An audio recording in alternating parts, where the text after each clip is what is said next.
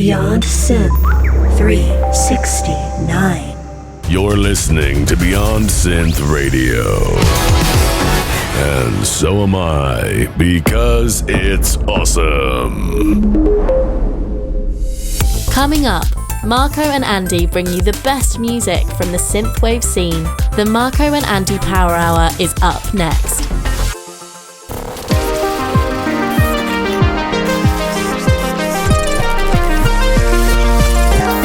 It's the Marko and Andy Power Hour.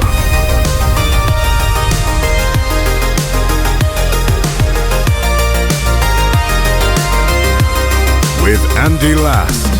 I don't like the sound of that. And Marko Marek. I'd send you some bloody chocolate, but the last time I did that, it melted in the mail. We're very organized on Beyond Synth, by the way, if you haven't already noticed. Hey, I downloaded all your songs. I got them in the playlist. Get out. Yeah, man. All right, so here you are. Well, I sent them late this time, too, so I'm very impressed. Yeah, thank you. I'm an impressive guy. You want to do the intro? Why do I always have to do it? Why? This is like the thing now. It's like my job or something. I hate Well, because your name is first. So that's like, you know, it's... That's your excuse every time. Yeah. What is this? This isn't a power... Is it the Power Hour? Yeah, that's it. Well, we usually... I don't know. I mean, we're doing like a Patron episode, aren't we? With Brandon. Well, but there's still Power Hours. It's like Power Hours with a guest. Hello, everyone. Welcome to Marko and Andy's Power Hour. And we're joined by a very special guest this time. That is correct. So, of course, I'm Andy. I'm the Andy part of the Power Hour, and the Australian voice is Marko. And today we are joined by awesome patron extraordinaire, Brandon Decker. How's it going, man? It's going all right, Andy. How about yourself? I'm okay. Is that your real name? It is. Did you like that trailer I made before? I did. It was great. I don't know why I gave you a British accent, but whatever. Hey, I'll take it. Makes me sound fancy. We'll play it again today because I haven't made any new trailers lately, so I'll start recycling them now. See if the audience likes that. And maybe they won't notice. Yeah, maybe. I get sometimes the impression that people don't pay too close attention to this show, so I'll see how much I can get by them with just like recycling old shit. And at some point, I'll just yell recycled. You won't have to do any work anymore. Great. Yeah, man. I'm gonna feed my voice into the fucking AI, like a digital voice that sounds like me, and then all the guests will be all AI generated music. It's gonna be an awesome show. I'm looking forward to it. Maybe you can AI generate me too. Yeah, man, I should. No, you shouldn't. What do you mean? Wait. I don't know, like lately, whenever we end up talking about AI on the show, because I just put out that episode with Holland, and like whenever I talk about it, I'm very excited because I like the organization aspects of like ChatGPT and stuff. Like I think it's really cool, but I also, there's a lot of problems as well too. I think maybe on the show, I come across as being like maybe too positive about it, but that's just because I'm excited about the positive things and I'm not putting too much focus on like the horrible negative aspects. Like Terminator 1 and 2? Yeah. And stuff like that, right? Lately, I've been trying to use it a bit more to help me organize like an actual secretary. And so I did that with you, Marko. Like you told me your available days because I always forget, right? So like every 2 weeks I ask you your available dates again and you already told me. And now I just tell it to the AI and it remembers and I'm like, oh, and this guest is in this time zone and this is Marko's free day and this is what the guest said in their email. And then it's like, oh, well, according to this, these would be some good potential dates and this would be their time zones. I'm like, this is fucking awesome. Yeah, that's pretty cool that you can do that sort of thing. Yeah. You don't need a secretary anymore. Exactly. Yeah, well, I never had one. Oh, yeah. Well, yeah, I could tell.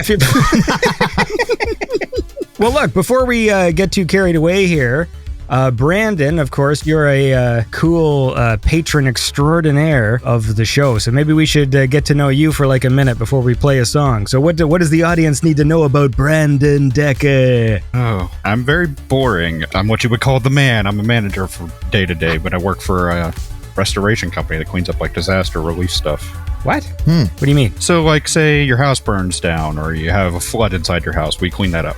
Or we go to like hurricanes and clean up for those kinds of things. Like major jobs, or like are you going individual houses and working for the actual people in the house, or are you like hired by like the township? Usually the individuals. We work with insurance companies for larger businesses, corporations, that sort of thing. So what does that mean? Like repainting and pulling out that drywall that has all the fucking black shit on it? Yep, that.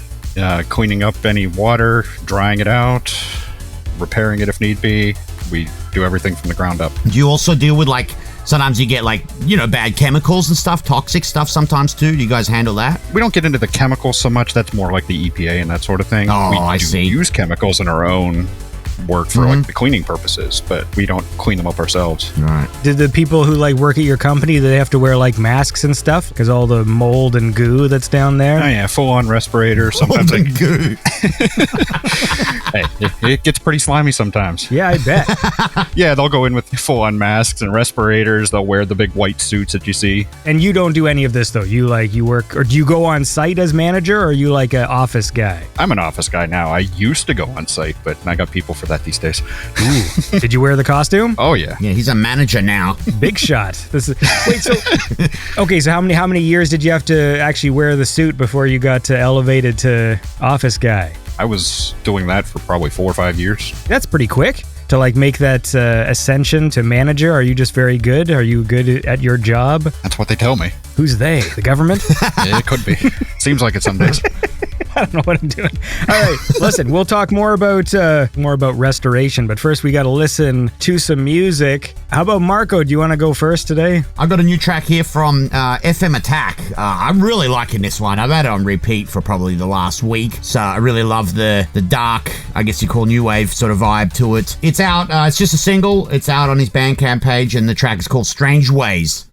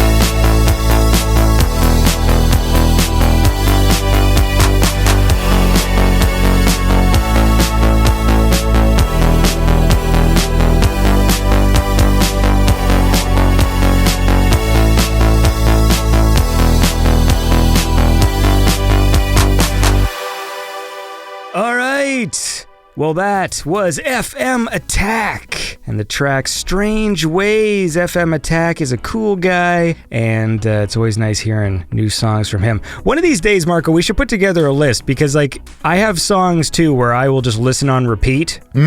And it would be fun one of these days to just put together a playlist of those tracks. Yeah, for sure. Like your favorites and that. And then quite often those ones are like, I have it on repeat for like 2 fucking weeks. And it'll be the point where, I can't hear it anymore for a while. And then like 6 months later, be like, oh yeah, and then it'll be back on my playlist again, kind of thing. The point is, we're having a good day. We haven't done a power hour in a while. Marco was busy taking up extra shifts at the chocolate factory. That's correct. How's that been going? It's been pretty busy. Not bad. Just, a lot of work, a lot of hours, but it's okay. It's got air conditioning, and, if you ever get hungry, well, you never go hungry, really. There's always chocolate around, so... Do you see vats of just liquid chocolate? Yes. They don't have open containers of liquid chocolate, do they? No, but you can open it up and have a look. I mean, they've got lids to it, so sometimes there's something going wrong. The stirrer's not working, so you have to, have a look. But yeah, it's very appealing. I know, sometimes I just want a hot cup of fucking chocolate, but it's very rich and it's very warm. Does it smell good in the factory, or does it smell weird in there? It does smell good. We also cook our own caramel as well. We make, fry it up or whatever you call it, but that has a very strong aroma. And it's funny because when I first started working there, like the first couple of weeks, it was really strong. It was like, whoa, and it smells good though. But then after like 2 weeks, you just get used to it. You don't even really notice it anymore. It's weird. Like even when I come in after I've had a few days off, I don't really notice it. There's certain factories that make food I like, but the factory themselves gives off like a burnt, like we had a few factories around where I went to college, and I think they were like cereal factories, like Kellogg's or one of those. And it smelled like burnt toast. That's weird. Like that's kind of the smell that the factory emitted, Yeah, well, see, our factory doesn't make the chocolate. We get it where tankers come in and we fill up our tanks with liquid chocolate, and then we use that, but it's a caramel that we cook ourselves, so that's the one that really gives off the smell. We actually have a caramel kitchen, and you can see it blowing out the top of the chimney every day, and that has a strong aroma for sure. Terminator 2 would have had a much different climax if they went to a chocolate factory instead of that liquid metal factory. Oh, for sure. So listen, Brandon, what do you think about all this chocolate? It's making me hungry. Do you like chocolate? I do. Doesn't sit so well with me these days, but... Oh man, that's the same thing that fucking happens to me, and it sucks, because I like gummy bears and stuff, and I don't think I can really eat them anymore. Because if I have more than like 3 or 4, I will get like a stomach cramp. It's done. I think it's just like that food is done for me. Yeah, once I hit 30, that was the end of the sweets. It's a shame. We were going to have some relatives over, but they didn't come. But there's this place near me that makes these like charcuterie things where you just got like a box of like a whole bunch of like different cheeses and crackers and meats and stuff. And it's all like arranged in a very fancy thing. And I was picking away at it. It's like 2 days now, and I was picking away at it all day today, and then I got a really bad stomach cramp, and I was like, fuck, and it's okay now, though. That's a great story. I think that's my new thing. As long as I just say that's a great story at the end of saying something shitty that, like, the audience will remember it as being a great story. Was a great story, Andy. Thank you.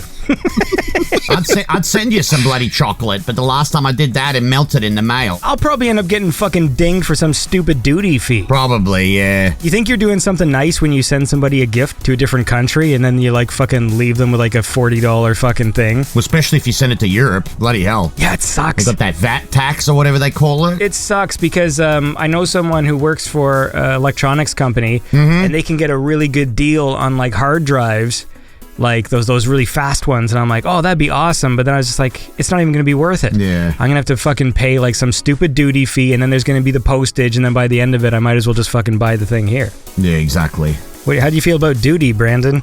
I don't know much about it. So do you guys get charged an additional fee for shipping? Because like if you go and you cross the border to buy stuff, yeah, and then you want to take it back, and then sometimes they'll like charge you duty fees on what you bought. Okay. If all of a sudden in the States, PlayStations only cost like $200 and you sent me one because it was like a good deal, yeah, then I would end up having to pay an extra like fucking $50 or $100 on the thing, like just in duty fees. Just ridiculous. It is. Yeah, I don't think they have that in the US. I think it's a Canadian thing. But I know Europe, like I had a friend that he wanted some a He-Man board game or something like that, right? And it was worth a few $100s, but he sent it to my address because they wouldn't post it to Europe, right? So he sent it to me, and then I posted it to him, but I put it down as a gift. And they ask you what it's worth, right? So I put like $300. I was honest. But I wrote specifically, this is a gift. And he still had to pay tax on it when it got to him. He said it wasn't that bad, but it was still like, I can't remember what he said, $50 or something? It's just to do with once things become international. So it's like, yeah, of course, if you mail stuff within Canada, there's no duty. And the same with the States, right? You can send stuff to whatever the States. But the second it fucking crosses a border, there's just like, just another excuse, man, for the government to fucking take more of my dollars, you know? Yeah. You know, I'm always talking about that. Look, before we get carried away here, we gotta listen to some more music. I would like to listen to this one from Droid Bishop, which I could have actually played several weeks ago, and it could have been a debut, but we haven't done any power hours. I've just done like 3 weeks of guest interviews, because James sent this to me. He said, "Hey dude, I have a new single coming out July 12th, and wanted to send it to you now in hopes that you would give it a spin, beforehand or after." So it's gonna be after. And then he reminded me that he's... What? Also, I'm playing in Portland July the 8th, so if you want to drop that into one Andy. of your... Jesus Christ. Anyway, look, that may have come and gone, but this song is cool, so check it out. This is Droid Bishop with The Ghost and the Highway.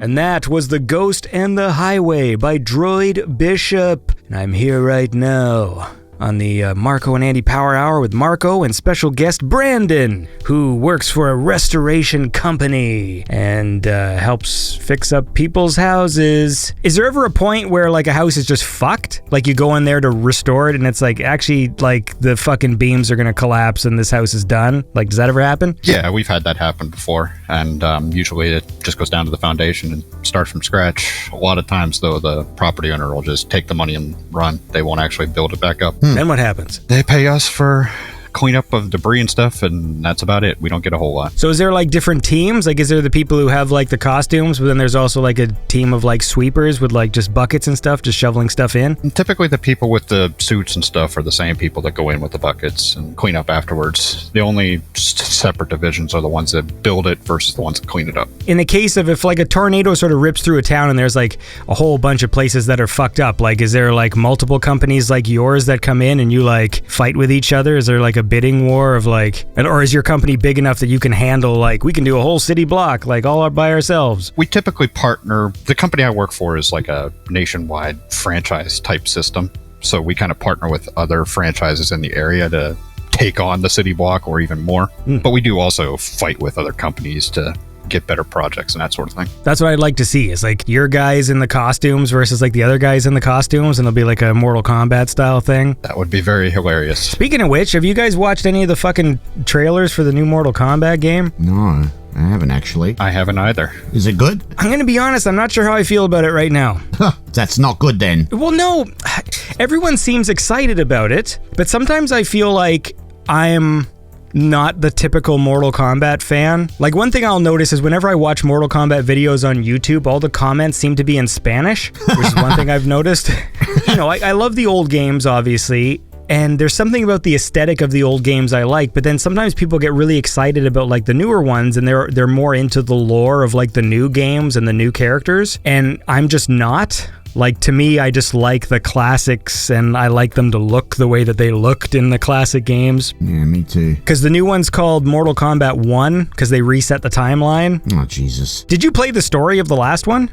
No, I didn't at all, actually. I only played it a little bit, like multiplayer, but I didn't do any story whatsoever. Okay, so you remember the whole premise was it became like a multiverse thing where there's this character called Kronika, which was like that lady, like this bald lady, and she like manipulated time, and so in the game, the characters in the game went back in time and you could like be like new Scorpion fighting young Scorpion or whatever. Remember, like the timeline was all whacked out. And at the very end of that game, spoiler alert, Liu Kang ends up defeating her and then resets time, basically. And then he becomes basically the Raiden of this new Earth. I see. So like now Liu Kang is the god of fire, I think. And he's basically the Raiden. And so they've used that as an opportunity to basically change everybody's story. Mm-hmm. So like now Scorpion and Sub-Zero are friends. What? Right now, my issue is I'm not too keen on the aesthetic of the game. All the ninjas are there, but they don't have cowls. They just have like hair. I don't quite like Johnny Cage's face, but what everyone's excited about is they have this, what are those Marvel games where you play as one character, but you have like other characters that sort of fly in for like one move? Yeah, I always liked those. Yeah, was it Marvel superhero? I'm not sure. And I did the crossover ones as well. And yeah, I like that. How you can kind of just mid-combo, you just bring in like Cyclops or something, you know, and that was cool. So they're doing that with this game. Oh. They're called like cameo characters, and so basically like as you're fighting, you press a button and then like Sonya flies in and does like a drop kick and like leads into a combo and jumps away, and they can also do fatalities and stuff too. Cool. The thing that's cool is all the cameo characters look like their classic costumes. Mm-hmm. Sonya is in like the green outfit from MK1, and like Kano is in his white shirt with the bald head from MK1 and stuff. It's weird to me because I think the graphics in the last game were like some of the best in any fighting game. Mm-hmm. And this one doesn't. Maybe I need to see it on a big screen in action, but it doesn't really look better to me. It just looks more like the same game. I don't know, whatever. I think people seem excited about it, so whatever. Yeah, why do you always have to be a party pooper, Andy? Well, No, honestly, though, it sounds like they're really changing everything, which, I mean, I guess change is good sometimes, but it sounds a little weird. They're kind of really changing all the characters and who they are, so that's, I don't know. Yeah, I think my main thing is, I guess I am excited for the fact that they're not doing alternate character move sets anymore. That's the one thing about the last game. I didn't like how in the last Mortal Kombat game you could like swap moves in and out. Yeah. I guess they were doing it to give the game this sense of creativity in terms of like you could like make the character the way you wanted, but in a way it made it more confusing for me because, you know, you load the wrong preset and all of a sudden Scorpion like doesn't have that move anymore that you memorized because you loaded the wrong preset or whatever, and like to me that sucks. I don't care about costumes, like you can give a million options for the costumes, but I feel like the players should play the same, whatever. Yeah, fair enough. The end. Does this interest you in any way, Brandon? I haven't played a Mortal Kombat since the first one. Look at this. Hasn't played a Mortal Kombat since the first one. Holy shit. Oh, yeah. Back in the day when you were just dreaming about being the manager of a restoration company. Right? Sure. Big dreams. Well, look, I feel like I just monopolized that whole segment complaining about Mortal Kombat. Marco, play me a song. Yes, I will. There's a new album out by Medsound. It's called Soundtrack. Came out a few weeks ago. Some really good collaborative tracks on there. A lot of good vocalists. The one that stands out to me that I want to give a spin today is I think it's Crises featuring Oscar. Yeah, that is Crises, right? That's how you say that? Yeah, because I looked it up. Yeah, because it sounds like she's saying crisis, but I think it's like crises, and I hate that fucking word. But that's all right. I'm going to say it anyway. Let me just do that again. And the song I want to play today, my favorite off the album, is Crises featuring Oscar.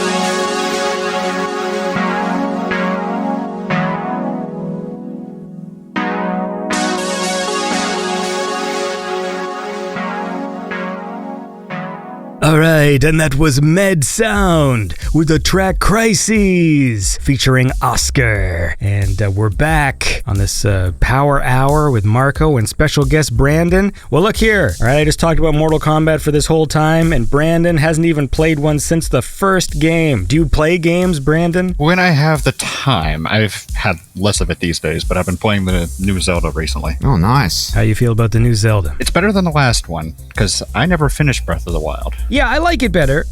I have sort of weird mixed feelings, though, about these new Zeldas. Like, I think they're good, and I think this game especially is neat in just how freeform and open it is. You can really solve puzzles sort of in your own way, which I like, but I do miss just a nice, straightforward, compelling narrative, and that's the one thing that this game sort of lacks, and I don't like the music in it. There's not a ton to it. It's little notes here and there, and it's just ambience. Which is weird, because when I think of Zelda, especially like my favorite, which is Ocarina of Time, that game is loaded with memorable fucking themes. Like, every world you go to has a fucking song that you remember, and all the songs Link plays on his ocarina. And then when I play this game, it's like there's just nothing. There's not one single piece of music that I go, this is nice, or this is some new thing. Even the themes that are variations on classic themes are not as good to me. I'm kind of hear the Zora's theme when you're in the water place, but it doesn't sound as good as the one from the N64. There's one song that just flat out sucks. It's like there's this town. I don't know if it's the Goron town or Terry town. I don't know if it's supposed to be like comedy music.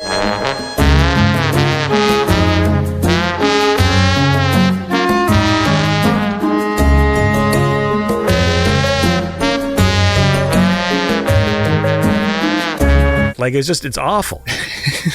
Yeah, I think that's got to be Terrytown, but honestly, I couldn't tell you. None of the tracks are memorable enough to, remember. One day, I had a lot of fun where I just put on a Zelda soundtrack in the background. Like, I just went to Spotify and just did like Zelda music and then played the game while the other Zelda music was playing, and it actually made the game better. I think it would have made the world feel a little more full. Right now, yeah, there's more into it than what was in Breath of the Wild, but it still feels empty, lacking. Yeah, I think music helps because there's an emotional connection when you have like a song you like, like there's lots of games where I would, where you'd go to certain worlds or play certain levels just because the music was cool. I haven't played the new Zelda games at all, but I know that the old ones, the music was very iconic, and like even A Link to the Past and Ocarina of Time, the music wasn't like, oh my god, it's amazing, but it was just so good for that game. It really was incredible, and it's real catchy. One of my favorite soundtrack pieces from a video game is I think it's the pause menu music from fucking A Link to the Past. Like, it's just amazing. There's just something about that. But if,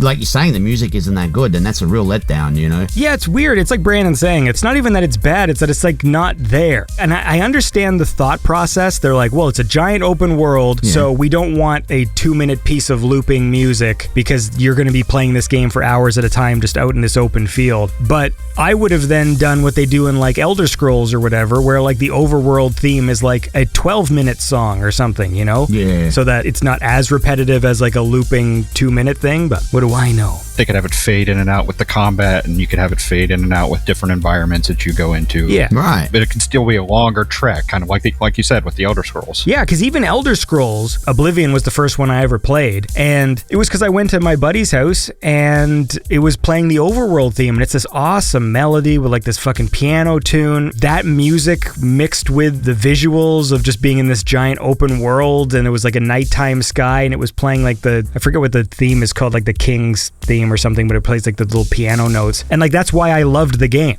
It was that moment of this awesome music with this fucking grand world, and with Zelda, it just doesn't have it. And I wish these new ones did, because I feel like that's the biggest thing it's lacking. Yeah, I would agree. But whatever, you can still sink like hundreds of hours. My son likes cheating, so he just kept on looking up all these duplication glitches.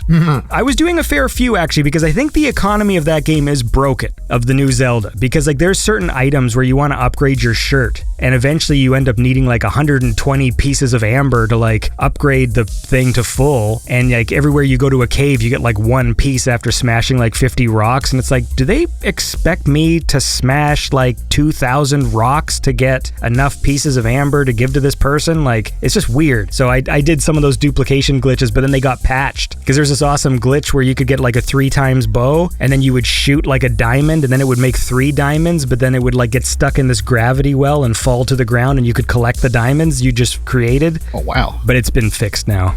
dude, like, I'm going to my son, like, why do you like cheating so much? Like, you're like missing the point of the game. But in this particular game, I was like, you know what? I don't feel like fucking grinding for this shit. So then I started doing all the stupid glitch. Like, kept on asking my son, just like, show me more fucking glitches, because like I don't want to do it. Well, who's got time to grind out 100 of those when you got to find 100 Koroks, you got to find 100 of this thing and 100 of that thing? No one has time for that. 100 Koroks? Isn't there 900? Is there 900 in this one? Oh, jeez. Jesus Christ. Whatever. It's good though. Yeah.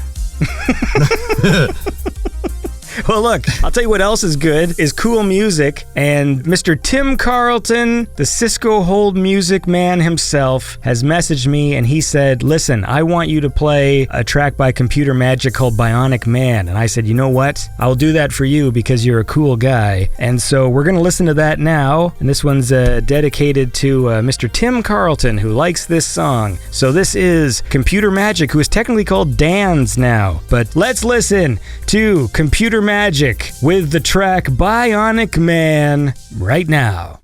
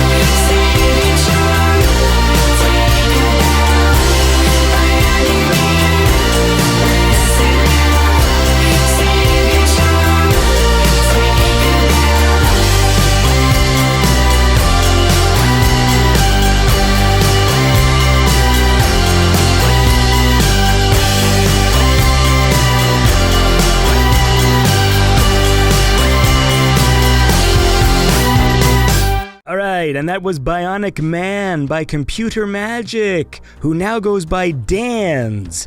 D-A-N-Z. I don't know if she's renamed her old tracks or that's just Dan's going forward. I'll ask her someday because I've been meaning to do a catch-up with her. Anyways, we're back. The Power Hour. I'm here with Marco. I'm here with Brandon. I feel like every time we talk, I start taking over. So, Marco, what have you been up to since I talked to you last time? I was hoping you were going to say Brandon can take over.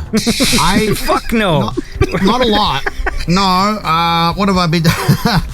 Watching a little bit of old shitty movies as usual. Not a lot because I'll be working a lot, but I'm trying to squeeze in whenever I can a bit of Dead Island 2. I'm loving that game at the moment. I'm playing it with my wife, Jazzy, and yeah, I really like it. I love the gore and just something about the tropical kind of setting and killing zombies. It's just something about that clicks with me, and I'm really enjoying that. You know what's always driving me crazy about those games? What? Is the box art. The cover art. I hated the cover art for Dead Island. It drives me nuts. Really? It's just this stupid looking zombie guy. Like he looks like some douchey sort of surfer, like with this blonde hair. Mm-hmm. It's like a close up of them and you kind of see the island in the background. Yeah. And I just always hated that picture. I just don't like it. The second one was pretty good. I got the special edition. No, not the Riptide. Sorry, it wasn't the second one, but it was the add-on or whatever you call it. And that had it came with a metal tin. And it was all shiny and shit. It was all right, I guess. I mean, I paid a little bit extra for it. This has nothing to do with the game. No. It's literally just I don't like that picture. There's another one, too. Is it Red Dead Revolver? Yeah. And the character looks so fucking stupid in the pictures. It drives me nuts. You know, like when they show an old game and they choose like 4 pictures from the game to show you what the game's about. It is pretty bad. He looks so fucking stupid. Yeah. It's got like a big square head with this dumb look on his face and this cowboy hat that just looks like it's like sitting on top of the square head, and it's so stupid looking. And every time I see this, I'm just like, why was this the picture you chose to advertise your game? Like, it makes your game look so fucking dumb. It's so stupid. Yeah. I'll put it up when I release the YouTube version of this episode. I'll put the picture up so people know what I'm talking about. Yeah, I know. They spend so much attention to detail, you know, like Rockstar always does with their games. Everything, from the music to the visuals, and then the cover art is just shit. Well, did Rockstar have anything to do with Red Dead Revolver? Of course they did. What do you mean, did they have anything to do with it? That was their game. I thought they bought that franchise because they made Red Dead Redemption. Yeah. And then Red Dead, what's the second one called? Red Dead Redemption 2. Okay, that's right. Yeah, so Red Dead Redemption didn't they buy the franchise? Like it was made by another company? No, it's always been Rockstar. I mean, a different division, Rockstar San Diego, but... What? No. What are you talking about? They always have been. Really? The game developed by Rockstar San Diego and published by Rockstar Games. It was literally developed by Rockstar. What? I don't know where you got that one from, Andy. Yeah, it's always been. As soon as it came out, I was like, it's Rockstar. I'm buying it. Like, that was my thing, you know. Really? Okay, hold on. Okay, you guys talk amongst yourselves. I gotta look this up. You talk about I'll be back in like 20 minutes. No, I swear to Christ, I thought the story was that Rockstar acquired the Red Dead name and then they went and just made it a superior game. Like they made Red Dead Redemption, which like elevated the whole franchise because the original one was not a game they... No, sir. That is incorrect. What the fuck? Why the hell do I think that then? Not sure. I just made that up? Hold on. According to Google, Marco is correct. What the fuck? Look at the dumb picture, by the way, just so we're clear. It's pretty bad. The guy looks like a fucking idiot. It's a terrible picture. Awful picture. You know what? If you read into it a little more, it's a bit confusing, but there could be some truth to what you're saying. I mean, I'm just looking at Wikipedia, and it does say Rockstar San Diego, then known as Angel Studios, began work on Red Dead Revolver with Capcom's funding in 2000. During the development, Angel Studios was acquired and rebranded by Rockstar Games. Red Dead Revolver was actually cancelled until Rockstar Games acquired the rights to the game and revived it later that year. So they kind of took over that game, but I mean, they still released it and developed it, but I guess they took over the development. Okay, so we're both kind of correct. Yeah. In that... In a way, I guess. Yeah, because in my version of the story, I thought it was completely just a different company, and then Rockstar bought the rights to it. But in this case, it was another company that started it, but Rockstar still released it and finished it. I thought they came in just after, so... Okay, good. Well, we've solved something today. Everybody wins. Yeah. But Red Dead Redemption has nothing to do with this game, does it? Like, none of the characters carry over, I don't think. No, it's completely different. I'm pretty sure, yeah. All the Except Yep. I think it introduced the slow-mo shooting. That's like the only thing they kept. Yeah, that's correct. And the Western setting, that's really it. Red Dead Revolver, even though open world games were starting to become popular then, especially with Rockstar, this one wasn't. So I guess the technology wasn't really there, I suppose, until, they decided to do it, obviously, with Red Dead Redemption in 2010. Fuck, that game was so good. Yeah, I love all three of them. I mean, the first one, I haven't played it so long now, it's hard to remember everything, but even the first one I loved, absolutely loved it. I just like westerns, and then if it's done well. Like, I think Gun on Xbox was really good too, back in the day. I didn't really play too many westerns. Red Dead Redemption sort of elevated to the point for me where I'm like, okay, I'll play this one. Yeah. And it just also happened to be an amazing game, so, But I wasn't super into the genre. I think the only time I slipped into it was wasn't there like a Duke Nukem game where it was like time traveling, and so there was some western levels? I remember something like that, yeah. Yeah, there's a Duke Nukem that involved time travel, and then there was Time Splitters, had some Western stuff as well because you're going back in time. Do you ever get into those games, Brandon? I've played the second Red Dead. I never actually played the first one. Second one's the best one for sure. I mean, it's been great. I'd never finished it. I feel like I'm you haven't? doing what you did years ago and just getting lost in the woods for a while there. That's amazing. I know, right? Haven't we all? Red Dead Redemption is one of the few games in history I say you should play and beat because the ending is very impactful and moving. And so is Red Dead Redemption 2. That's a fucking great ending. Yeah, both are. Both have got very moving. Yeah. But speaking of very moving, Marco is going to play us a very moving song now. How about that? Yeah, okay. I could do that. Do you like medieval synthwave by any chance, Brandon? Yeah, hit me with it. It sounds great. Yeah, it's really good. There's one particular artist that just does it incredibly. Peril, or as he's otherwise known, Paladin. He does really good stuff like that. He's got a new one out that I really like. It's called Cavern Dwellers. I mean, I could just picture it in a montage from 80s movie like Excalibur or Krull or even Willow or something like that. It's really good stuff. Yeah, so it's called Cavern Dwellers by Paladin.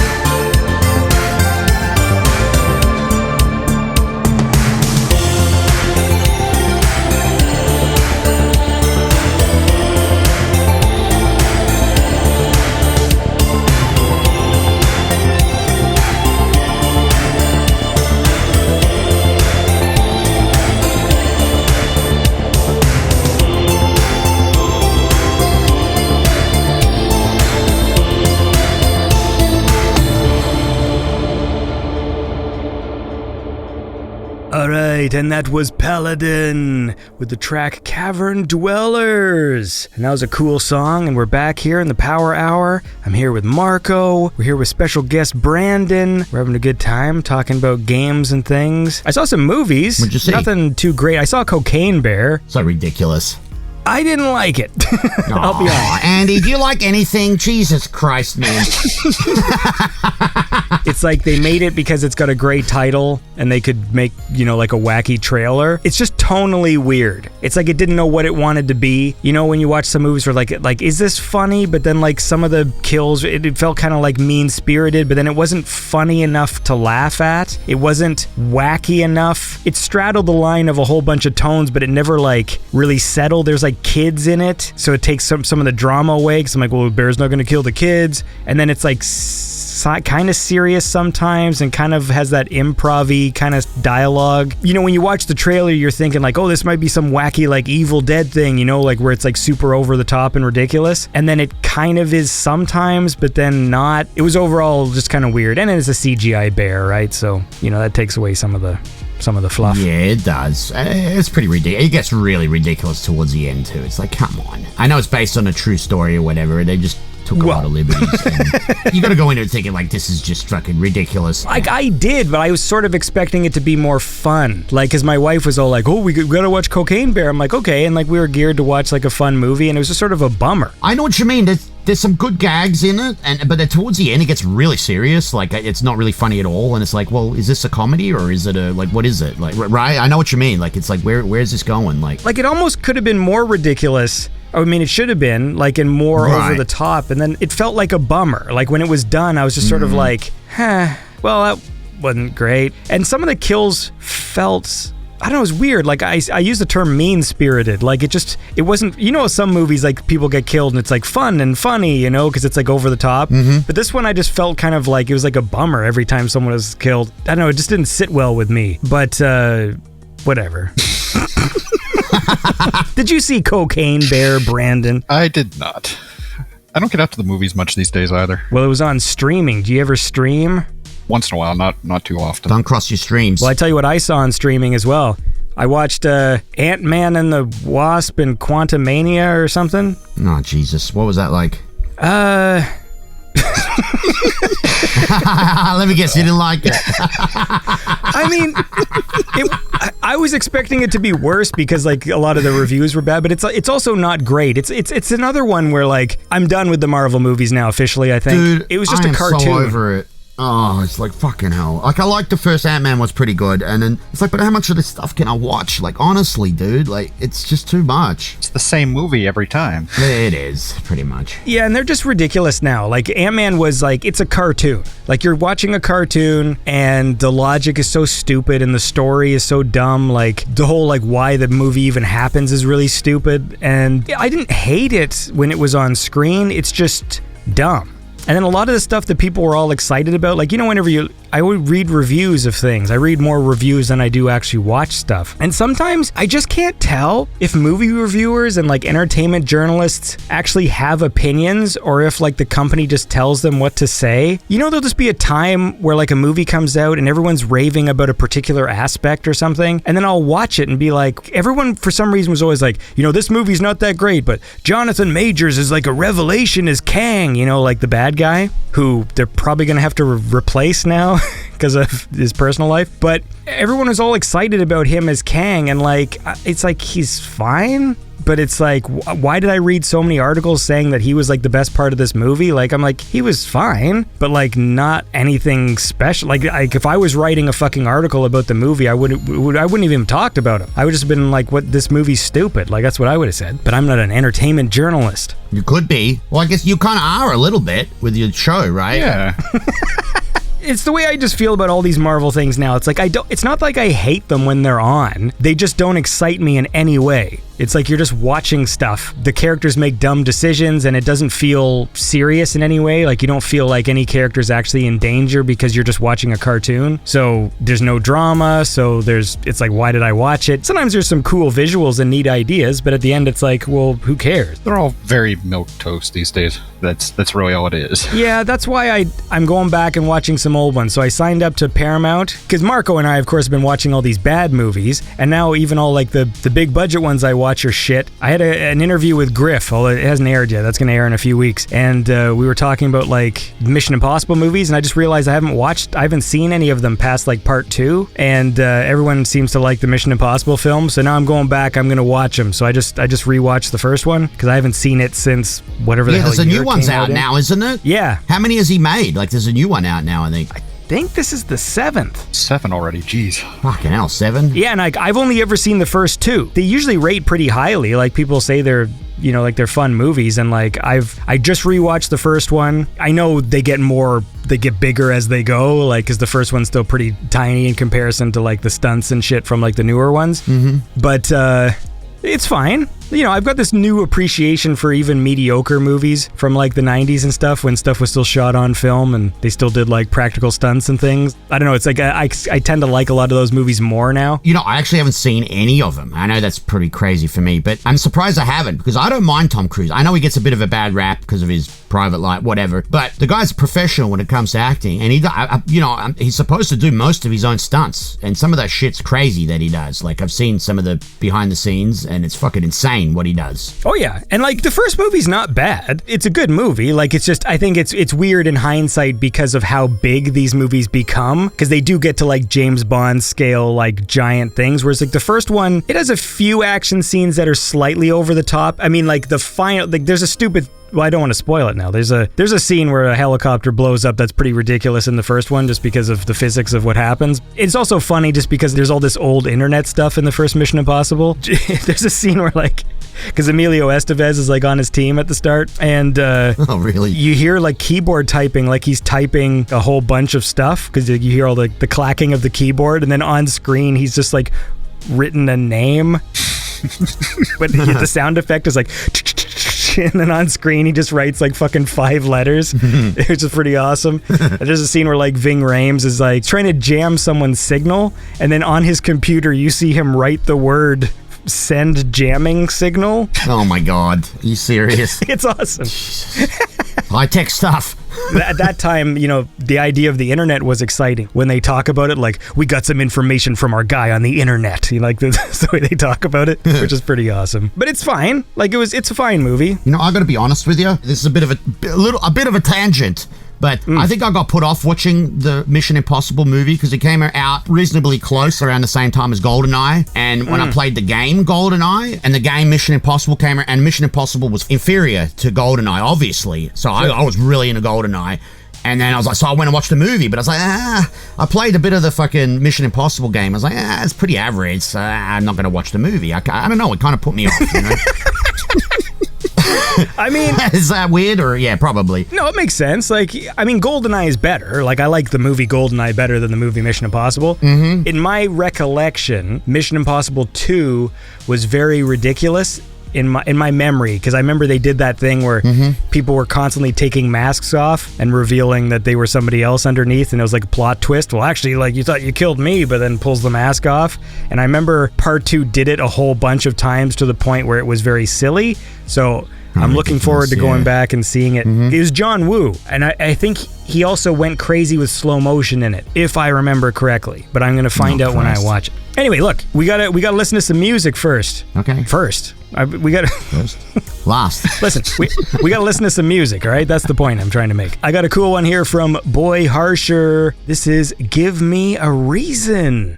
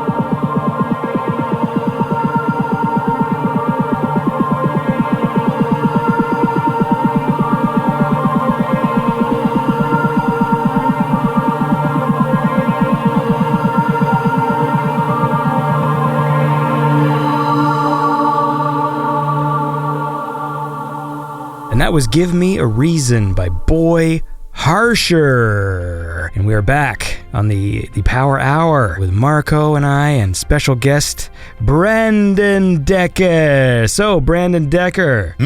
Yes. What's going on in the life of Brandon Decker? Very, very little. Like Marco, I've been working a lot these days, so I don't have a whole lot of time. So how did you find the fucking synthwave scene in my show? I was always a gamer. Back in the day, I would download one soundtrack on dial-up, put it on a CD, and listen to it while I was in school on the way to school every day. When the internet got faster, I started to download more, poke around online. But when I finally found your podcast, when was that? 2016, 2017? I was listening to something on YouTube, and a song that JJ Miss did the vocals for popped up, and I liked it. And I just Googled the name and found your podcast. So I found the episode you did with her. Nice. And I've been listening to it ever since. Can you listen to this shit while you work? Or is this something you have to do at home or on the commute? I listen to it while I work. I listen to it while I drive, because I have to drive a lot for work. Why do you have to drive a lot for work? People I manage are in different offices, so I'm driving to 3 different states. What? Yeah. So I have to drive all the way down to Virginia, back up to Maryland, up to Pennsylvania, then back around again. I usually do that about once a month. Oh man, do they get you to like deliver packages and stuff as well? Once in a while I bring stuff back with me. Yeah, I just figured like, I mean, if you're on the way to Virginia, you might as well. Yeah, just load it up in the car. I'll take it with me. Well, that sounds like fun. I guess I should get to producing more episodes then. It's fine. I've re-listened to a couple of them multiple times. It's good stuff. Is there a particular good one? I've never listened to the show myself, so. Now you're putting me on the spot. It's okay. I don't think there is a good one. Oh, come on now. It's a trick question. I've listened to a lot of the family episodes more than once. A lot of the stuff with the cassette. Yeah, those are all good. Yeah. Yeah, for sure. It's fun to go back and reminisce. Although we have a slightly altered family show now, but it's still, we still have a good time. We should probably record one of those too. We haven't recorded one of those in several months. Feels like it's been a while, yeah, definitely. All right, I'll write that into the calendar. Or I'll tell ChatGPT, my secretary. There you go. Fucking schedule some shit for me, AI. There you go. I should say, I have some updates. I got another email from the ball school. Oh, Jesus. I got 2, actually. So, Liebe Eltern de Ball School, as dear parents of the ball school, due to an event, the ball schools cannot take place. On Tuesday, June 13th, we ask for your understanding. And then I got another email saying, due to illness, we have to cancel the ball school today. At short notice, we are extremely sorry for the inconvenience. Please let all parents know so that no child stands in front of a closed door today. So those are the 2 emails I got from the ball school. Fuck. I don't know why I'm on these people's mailing list. So the ball school still emails. Just in case anyone wonders, sometimes people ask me about updates, and I'm like, well, I mean, every like 3 weeks or so, I do get a ball school update. Mostly just saying that the ball school is canceled. Well, you've always been good with balls, Andy. Well, that's the thing, man. The fucking what is the German here? The Ballschule. I should have a German guest on so they can tell me how to pronounce that properly. Yeah, because that's how it's spelled. It's like Ballschule. Oh, fuck me. I had Voltage on. I could have asked him about fucking Ballschule. He's German. Oh, bloody hell, Andy. Hey, man. You know I'm not organized, right? I fucking just played Droid Bishop's fucking thing. Anyway, I also got an email from Mr. Gimpson, another supporter of the podcast, who said he just finished listening to the episode we did where we talked about Hard Ticket to Hawaii. He wrote me this message probably like 2 months ago. He says, I've just been listening to your Hard Ticket to Hawaii episode, and you were looking for a polite term for the term tit wank, as we call it in the UK. But that's obviously still quite rude. As a school kid in England in the 1990s, we used to call it a Bombay roll. I have no idea why, and it may be something that's very problematic nowadays, but I think it's definitely a term you could use in polite conversation, and it would be nice to bring it back. So that's what Mr. Gimpson had to say. So how do you feel about that, Marco? Brandon, how do you feel, mate? A Bombay roll. I asked ChatGPT, and it didn't, it said, like, I don't know what that is. Maybe it's a type of food. That's what it sounds like. But, like, when you hear that, does that, like, sound like that Yes. is the term, Bombay roll. Yeah, it does sound like something like that to me. I got to be honest. Maybe I've been living in America too long now, but I don't know. There seems to be a lot of them around here. Those kind of sayings, but a lot of sexual, weird, sexual, kinky shit. They'll have like a name, like a Boston. Right, okay. There's a lot of different. I see what you're saying. Yeah. You know what I mean? So that's what when I hear that, that's what it sounds like to me. You know, like a Vancouver Grizzly. You know, or a fucking. You know, there's all sorts of shit. Every city seems to have some weird kinky shit going on over here. That's what happens when people are all sexually repressed. You just have like all these key words for all these weird things. But the point is this: we gotta listen to another song. So what do you got for me? Is it my turn? Yep. Okay. Well, YOTA, no stranger to the show, she's got an awesome new album out, which I've really been enjoying. It's called Room 412. It's available at New Retrowave, of course, and all the other streaming services. I had trouble just picking one song, Andy. I actually just went with Hey Little Girl, the remake of Icehouse's 80s classic. I really like this one. Hey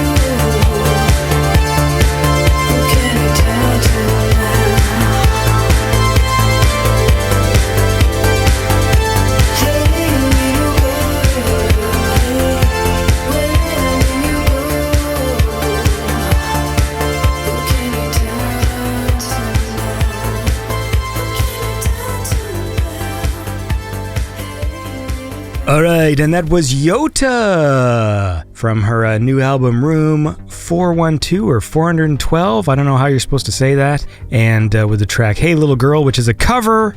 I don't actually know the original song, so that's... You don't? Learning something Oh, today. man, that's one of my favorites from the 80s, dude. Ice House was so good. Great Australian band, actually, yeah. Yeah, today was funny. I messaged YOTA because she did one of those things on Instagram where you post 9 pictures, but then when you look at it on the computer, it looks like one photo that's made up of 9 squares. Right. You know when people do that? Yeah, Where they I've post seen a it, whole... yep. Yeah. Except it was a picture of her sitting on a staircase. So when I signed in on my phone, you only see one square at a time. And so it's just here's an update, and it's just a picture of her crotch. Oh. And then I was just like, you're right, because that's one of the frames. It's of the 9 frames. And so I just messaged her. I'm like, have you been hacked? Like, what the fuck is this? I just sign into Instagram and just see this stupid picture. And then she actually said somebody else messaged her and said the same thing. So I was like, I just thought it was funny. Did she change it? I hope not. I mean... Again, when I had my conversation with Holland, because we were talking about the stupid social media algorithms, I find it funny that she posted 9 pictures, but that's the one that came up on the feed. Why didn't the one corner of her shoulder show up in my feed? Why was that the one picture? And so I'm like, does that mean that's the most viewed? I was going to say, that might be it. That might And then be other it. people just kept looking at that one, and so that's the one that goes into my feed? It's just strange. How do you feel about that, Brandon? I am not on social media, so... Well, you're doing the right thing. I had to sign up to fucking 2 more. Drives me nuts. It sucks. 2 more. Yeah, I signed up to Blue Sky. Ah. I got an invite, so I just did it, and then Threads. But Threads is just Instagram. I don't really get it. I never understood any of it. I think I had a MySpace way back in the day, and that was the last I ever did. Yep. Well, you're doing the right thing, because social media sucks. Like Twitter, I don't even use. I kept the account, but I'm done with it. That place has just gone to shit. So who knows? I mean, if some of these other accounts, they see what... or some of these other companies kind of see what happened to Twitter and go, maybe we'll make our space a little bit more pleasant by make the algorithm just sort of focus more on just funny stuff and music and art and stuff like that, then I'm totally fine. I mean, I get why some people complain where it's just, they're going to censor news stories or whatever. I'm like, it would be nice to have a place that's just people talking about music and movies and shit, and maybe don't, if you want news, you just go to a different social media platform if that's what you want, No, they're just going to continue to direct tragedies and tits your way. I know. It's so depressing. It bugs me because they know. They know the brain. They know what people like to see subconsciously, and it sucks. I'm retreading my conversation with Holland, but that's the thing, obviously, when they show you boobs and things, of course I look at them, but it's depressing because if you had shown me something else, I would have looked at that too. And that other thing could have been art, could have been music, could have been a fucking scene from a movie or someone doing some stop motion animation or whatever. It's just the cheapest, easiest way to get a fucking guy's attention. It's just here's some boobs. I'm like, yeah, I know, but it's just cheap, you know what I mean? Show me something cool. There's so many people doing cool things. Anyway, that's all I have to say about that. Boobs. Someone mentioned another fucking movie I was supposed to watch. Champagne and Bullets. That's Alex Ellickson. No, nice. So they got to watch Champagne and Bullets. Have you seen that one? No, I never even... Let me look it up, Champagne and Bullets. Yeah, it was after we watched Picasso Trigger, and then he was surprised because he didn't know that was part of a trilogy, although he's wrong. It's actually part of a... What do you call it when there's 5 movies in the series? A soup trilogy? Quintology? No, that's... No, I don't know. What's 5? Quint. It must be Quint. Quintology? It is Quint. Quintology? Quintology? I don't like the sound of that.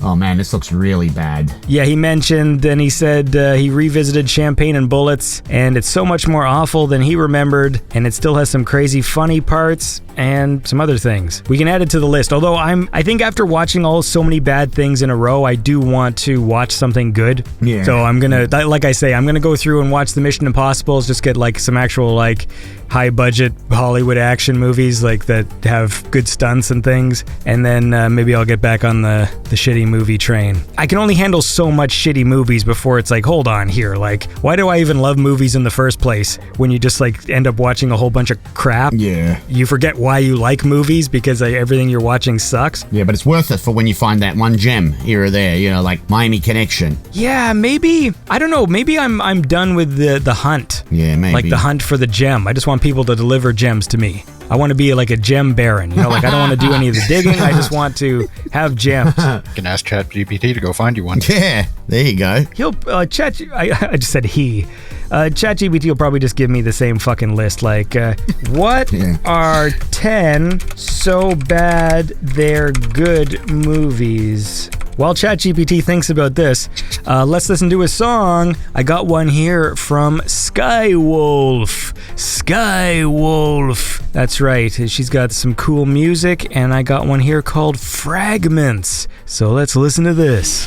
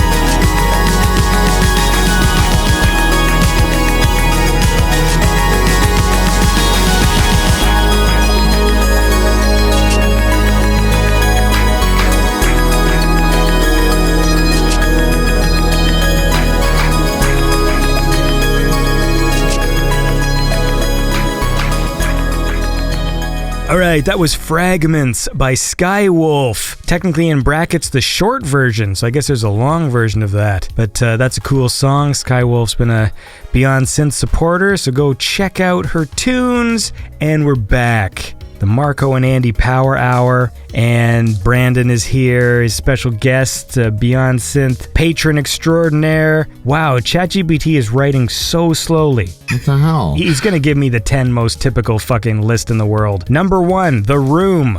Never heard of it. Birdemic. I can't do the Birdemic movies, man. Like, just because the fucking effects are just so shitty that it's not quite fun. Like, you know, there's some movies on Tubi like that where it's like, it's they so just have CGI that's so horrible that it's not even funny. It's like, fuck off. Like, you didn't even try. I know, it is some really bad ones. How about you, Brandon? What's, you got any recommendations? I do not, unfortunately. I love throwing to you. It's fun. I told you, I'm very, very boring. It's like, hey, Brandon, give me something. Nothing. You get nothing, Andy. What do you like to eat? What's your favorite food? Do you like burgers? I do like burgers. You're in Pittsburgh, correct? Is there like a Pittsburgh dish? I don't know if it's a dish per se, but something that is pretty common around here is pierogies. I love pierogies. Do you like pierogies? I do. They're very good. Terrible for you because they're filled with cheese and potatoes. Is there some pride, like some Pittsburgh pride around their pierogies? There's some pretty good places around here that tout that they're the best, yes. We just had a rib fest in my little town. Basically just like 3 food trucks came to the park, and the ribs were fine. I don't know, it was weird. It's like, I think I was expecting more just because they had these rib trucks and they were like huge, and they had these like huge facade things, and like, because if you're making that many ribs, like you have to come with a whole bunch of like fuel tanks to feed the fucking barbecues and stuff, so it's like a whole operation. And they're also really expensive, right? So it's just like fucking $20 for like a half rack or whatever, which is basically just like 6 things of meat or whatever. I don't know. I don't really eat ribs too often, so I don't know the words to explain ribs. But then they had all their trophies around. You know, it's like, oh, like these are like award-winning ribs or whatever. And then like I ate them and I'm like, yeah, they're fine. Ribs, barbecue sauce. Like it wasn't magical or anything. So look, so it sucked. That's what I'm trying to say. That sucked. Cocaine Bear sucked. Fucking Rib Fest sucked. Zelda sucks. Ant-Man the new Mortal sucked. Kombat sucks. Yeah. The cover art sucks. Well, you have to agree with me about that stupid Red Dead fucking box art, man. It is horrible. That picture makes me not want to play the game. It's not a good picture. Nah, it's pretty bad. It's pretty fucking bad. Especially from Rockstar, you expect a lot better. Yeah, man. It's like, it's the same with you not playing fucking Mission Impossible. Like, I know. You know, it could have been like the greatest game in the world, but if that was the fucking picture where it's just like, you look at the back of the box and there's like some stupid looking guy with a square head and like some weird fucking sombrero that's like sitting on top of it, I'd be like, fuck this game and fuck you. And then I would have got mad at the video game store guy. I don't understand how those stores are still in business. Like GameStop? Are they in business? I don't have any around here anymore. They barely sell games anymore. They sell junk and toys and... Yeah, man, it's weird. There's one near me. It's rude. Like, I don't want to ask because I don't know how much invested, like, the employees have in that store. Like, it could be one of those ones where, like, the guy who runs the cash is also, like, the owner of the franchise there or something. But I'm always just want to walk in and be like, how the fuck is this still here? Like, how are you even operating right now? Like, the only time I've ever gone in there was because someone got me a gift card to GameStop. And then I just used the gift card to buy a PlayStation fucking card thing to buy games online. Like, I didn't even get any physical copy of anything. I think it's been 15, 20 years since I've been to a GameStop. Been a long time for me too. I mean, it used to be useful. There was a time where, like, you'd trade in games and maybe buy some used ones because you wanted something to play. But now that there's just all these online libraries you can just get access to. What's the point? Yeah, I feel bad because it's like, that sucks for them. You know, when you walk in there now, it's all like novelty Monopoly games and plastic things and shirts and stuff, and this is the point is I don't know. That's the problem. We're having fun, right? Of course. Well, listen, how about this, Marko? Yes. You play me one more song and then we'll fucking we'll wind down. How about that? We've been talking for a while. All right, I've got a new one here. No Beyond Synth podcast is complete without a chill wave track. We all know that. So I got a new one here from Introspektro, new artist I just discovered. He's got some really good stuff. His new one that's out at the moment is called Deleted Files.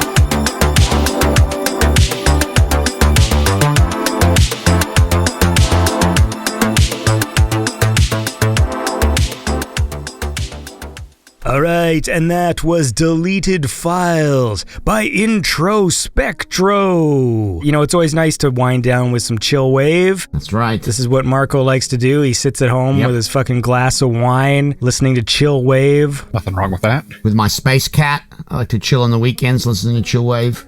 Well, yeah, I guess people don't know. Like, I've been having so much fun with the Photoshop generative fill, but I don't post any of the stuff. Marco sends me pictures of himself, and then, like, every time he sends me a picture, I send him back, like, a weird Photoshop where I put him in, like, a spaceship or put him in weird situations. That picture, this is a horrible podcasting to, like, explain a funny picture, but, like, Marco sent this one where he was, like, laying with his cat, and then I got the Photoshop to, like, fill in the blanks, but it gave you the silliest hair. I know. And I couldn't stop laughing at that picture. The fucking haircut was awesome. It's like this kind of bowl cut. It was so funny. And then added an arm on me, because I took the photo myself, so you can't see my arm in the photo, but then it decided to, like, zoom out, and it gave me this weird arm, and then I got, like, a wristband on, and then the cat was a funny, also He just got this weird, like, police cap or something. The fuck? Yeah, I gave him a little hat. That was so cool. I've been having so much fun with that tool. Because anytime someone messages me now and they have like a picture, like I just instantly send them back a stupid Photoshop. Yesterday was hilarious because Ethan, who is Toots, one of the awesome Patreon supporters, and he was helping me with some of the spreadsheets for Beyond Synth. And I took a picture of him and then I added all this extra stuff with AI and sent it back to them. And like, I guess he doesn't remember his own life because the picture really confused him, and he like showed it to his wife. I'm like, when was this taken? And his wife was like, those aren't your arms. It's like he didn't even realize. It's like I just made up a memory for him. But Brandon, listen, we got to wind the show down. Is there anything you want to say to us or the people before you go? Just keep on listening to Beyond Synth. It's a great show, and thanks for having me, Andy. And Marco. It's a pleasure. Honestly, this is a chance, like, if you have anything to say about Andy, that anything that he does that bugs you, now's the time to spit it out. I don't know if I say something, he's going to say he doesn't like it, because that's been the theme of this show. Well, no, seriously, though, you can have the floor to say a thing now, because obviously, I appreciate all the awesome support from the patrons, and you've been a very generous patron of the show, which is much appreciated, because I couldn't make it without people like you. And so if you want to do a manifesto now, here's your chance. Honestly, I don't really have anything to say. I love the show, and I just want to keep on listening to good music. Well, that's what I like to hear. It's a lot better than when I go on the internet and read comments about how much it sucks and how much I'm a piece of shit. So hey, like when people are nice, those are the things I like. Well, there we go. We ended on something that Andy likes. Yeah. Money. Well, listen, man. All right, it was nice to chat with you. You have a lovely fucking Pittsburgh day, and keep on being a cool manager and fixing up people's houses. That's a nice thing to do. And Marco, you keep it real and keep it 80s. Yeah, keep it 80s. There you go. That's right. That was the old thing. Nah, thanks for your support, Brandon, over all the years. And it's nice chatting with you, actually getting to know you a little bit now, too. Not just a bloody name, that Andy reads out. Now we actually know you, so. Yeah, definitely. Thanks for having me. Not the chattiest, but it was fun. No, it was good. It was good. And the bottom line, of course. Fuck, why did I do that? That was I could have cut right there. That was a very nice way to cut. And I'm like, it's like, oh no, but I got to say something because I haven't talked enough this episode. The point is, you can go watch the trailer for the Mortal Kombat game and let me know what you think next time, Marco, when we record. I will. Actually, I will straight after. Yep. It sounds like I'm being overly negative. It's just because I like the traditional shit. You know what I mean? Everything you say makes sense, and because you can't just go around changing everything. It's not that I don't like it. The direction of the past few games, it's like there's aspects I really do like, but one of these days I'm gonna have to come up with my tier list, my Mortal Kombat tier list. But I'm fairly certain it goes Mortal Kombat 2 is the best at number 1. Yeah. I think I might even follow it with Mortal Kombat 9. Oh, damn. Like, that was a pretty awesome game, and that was a very exciting reboot. That was a good one, yeah. What I don't know is then where the rest of them fall. Because there's that middle period. You remember, like, Mortal Kombat Deception and Deadly Alliance and Armageddon, and like... I don't know how much I like those ones now, because it's been so long since I played it as well. I kind of need a refresher, but I really liked it at the time, but... Yeah, they're very cartoony. Yeah. I don't know where I put Mortal Kombat 3 and 1. If I put them after Mortal Kombat 9, like, they're still... All the originals are in the top 5. Because, whatever. This is a topic for another day. Sorry. Anyway, something to think about. Come back next time with your fucking tier list. And I guess Brandon's is he played Mortal Kombat 1 time. You played it more than one time, what? Did you play it more than one time? I believe so. That was many, many years ago, but I believe so. Oh, see, I was conflating that you played it many years ago, that it was you only played it once. He only played number 1. Go with that story if you want. Yeah. It sounds better. It was so monumental and affecting that you just needed to play it the one time, and then, like, from that point on, it just lived along in your brain. All right, look, the point is this. I'm bad at ending shows, so... Have a lovely day, keep on being cool, and for everybody else out there, tune in to Beyond Synth Radio, where we have all these cool shows, because it's a great place to be, and if you want to be cool like Brandon, support the show on Patreon or PayPal. That's what Brandon would say if he were here.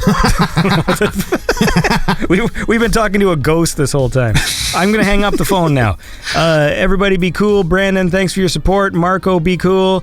And we'll talk to y'all next time on Beyond Synth, the best synthwave chat show there is.